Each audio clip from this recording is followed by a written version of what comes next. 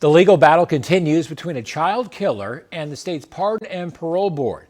Kevin Underwood has been on death row for 16 years for the murder of 10-year-old Jamie Boland in McLean County. State officials insist there will be no delay to Underwood's execution next week.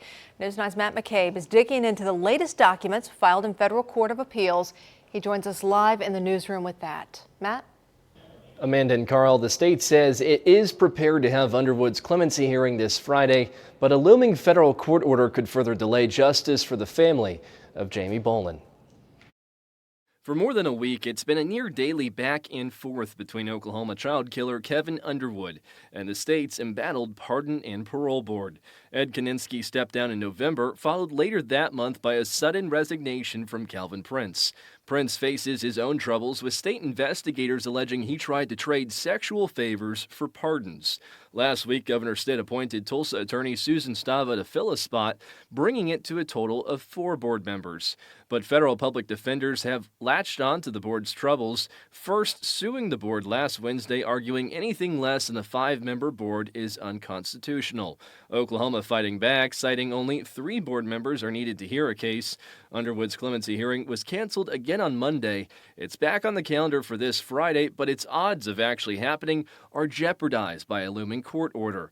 On Wednesday, Underwood's attorneys wrote in a legal filing, the board has again changed the proceedings in a meaningful way and at the last minute. The board responded in its own filing, saying the board, and importantly the victim's family and friends, were prepared to proceed with a clemency hearing before 4 voting members of the board on December 9th, and that it has been Underwood who is causing further delay. Now it's up to the Court of Appeals to make a decision. The state says of its 4 current Pardon and Parole Board members, only 3 of them are available to meet each day between now and the scheduled date of execution. Live in the newsroom, Matt McCabe, Oklahoma Zone, News 9. Okay, Matt, and Oklahoma's Attorney General has said there will be no delay to the actual execution, which is set for next Thursday. By the way, Governor Stitt has only ever granted clemency once.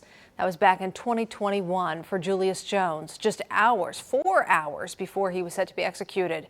His sentence was commuted to life without parole.